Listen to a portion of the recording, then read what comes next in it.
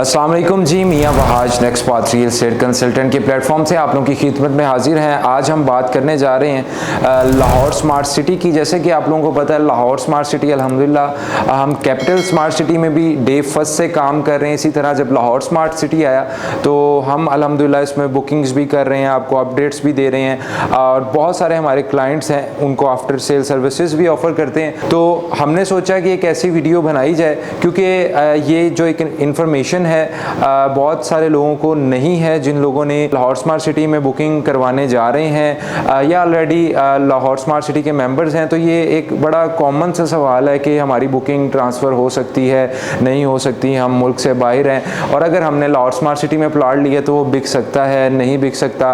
तो हमने सोचा एक वीडियो ही बनाई जाए और इस वीडियो के अंदर आप लोगों को कंप्लीट गाइड किया जाए लाहौर स्मार्ट सिटी के हवाले से। आज हम आप लोगों को प्रॉपर जो ट्रांसफ़र का प्रोसीजर है, कौन कौन से डॉक्यूमेंट्स रिक्वायर्ड हैं अगर आप लाहौर स्मार्ट सिटी में कोई चीज़ बेचना चाहते हैं या ख़रीदना चाहते हैं, वो इंशाल्लाह इस वीडियो में आप लोगों को बताएंगे।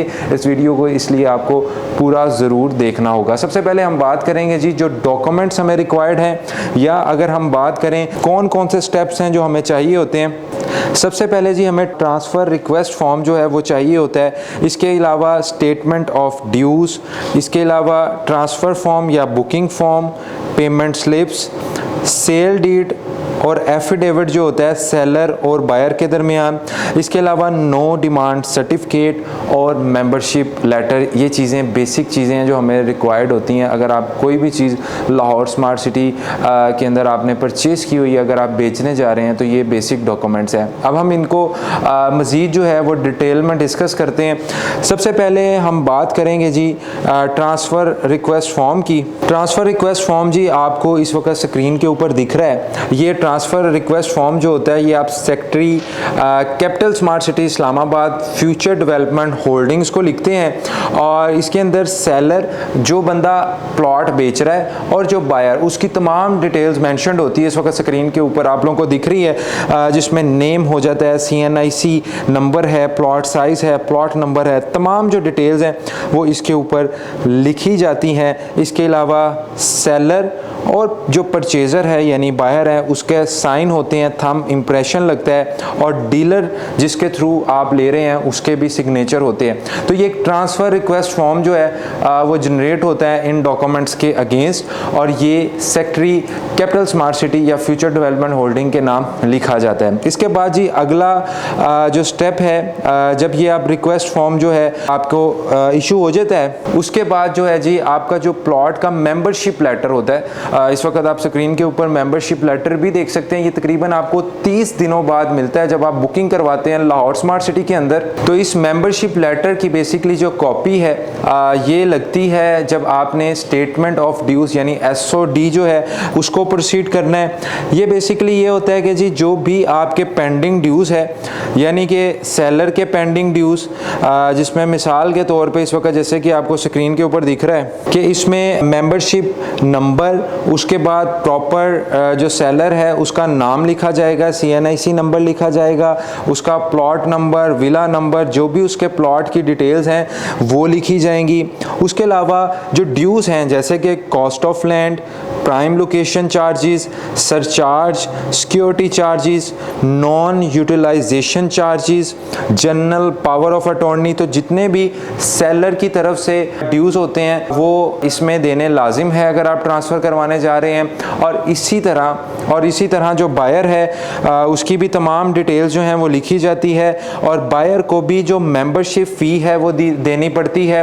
अगर 5 मरले का प्लॉट ले रहे हैं तो उसकी 12,000 मेंबरशिप फ़ीस है और अगर 5 मरले से ज़्यादा प्लॉट है, लेट्स सपोज 7 मरला, 12 मरला या 1 कनाल का, तब आपकी जो मेंबरशिप फ़ीस है वो 12,000 से बढ़ के 15,000 रुपया हो जाएगी। ये सेलर को भी देना ज़रूरी होती है और बायर को भी। बहुत सारे लोगों को ये लगता है कि शायद प्लॉट ख़रीद रहे हैं तो वो मेंबरशिप फ़ी हमने नहीं दी तो वो हमें देनी ज़रूरी नहीं है, लेकिन जब आप इस प्लॉट को बेचेंगे तब आपको भी पे करनी पड़ेगी और जो ख़रीदने वाला है उसको अलहदा से पे करनी पड़ेगी। इसके अलावा ख़रीदने वाले को जी ट्रांसफ़र फ़ी पड़ती है जो कि 1000 पर मरला है। अगर 5 मरले का प्लॉट है तो 5000 ट्रांसफ़र फ़ी बनेगी, 10 मरले का प्लॉट है तो 10,000 जो है वो ट्रांसफ़र फ़ी बनेगी। इसके अलावा जी डॉक्यूमेंट के चार्जेस हैं जो कि परचेज़र को देने होते हैं, जो 3000 से 5000 के करीब अप्रॉक्सीमेटली होते हैं। इसके बाद जी हम स्टेप 3 पे आ जाते हैं, जिसमें आपको सेल डीड और एफिडेविट रिक्वायर्ड होता है। सेल डीड जिस तरह कि अमूमन हम कोई भी प्रॉपर्टी लेते हैं उसके ऊपर प्रॉपर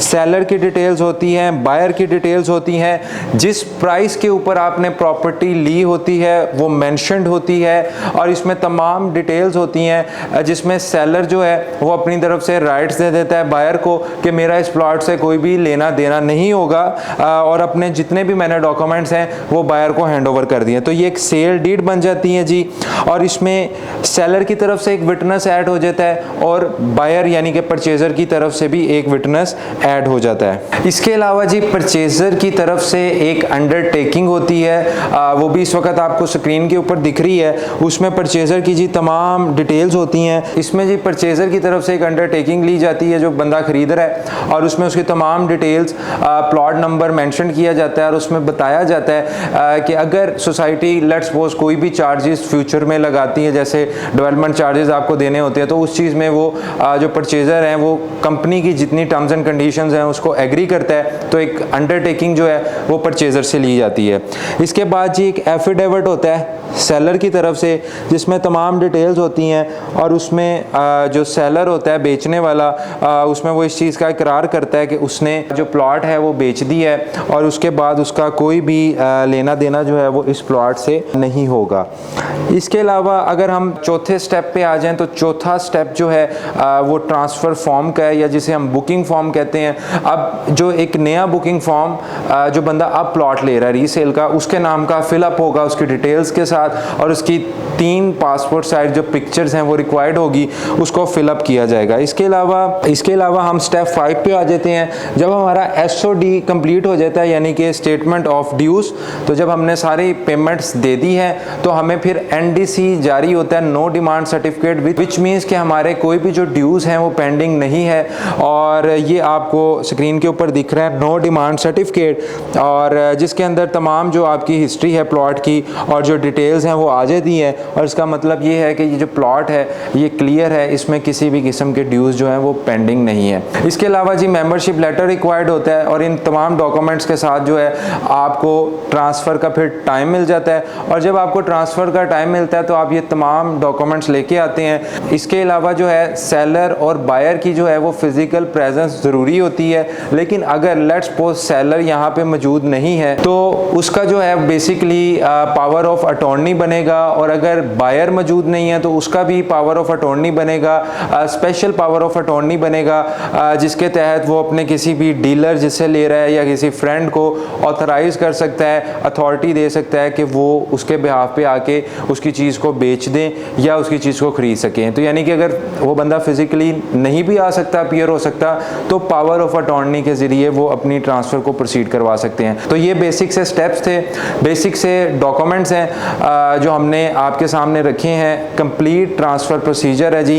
और बाकी जो लोग यहाँ पे बुकिंग्स करवाना चाहते हैं इस वक्त लिमिटेड फाइल्स हमारे पास अवेलेबल हैं, first come first serve basis के ऊपर आप लोग हमसे रब्ता कर सकते हैं। हमारे जो एक्सपर्ट्स हैं इंशाल्लाह आपको बर वक्त रिप्लाई करेंगे और आपकी रिक्वायरमेंट के मुताबिक आपको यहाँ पे मौजूद बेस्ट सूटेबल ऑप्शन से आगाह करेंगे। दुआ में याद रखिएगा, इंशाल्लाह मुलाकात होगी नई वीडियो के साथ। अपना बहुत बहुत ख्याल रखिएगा।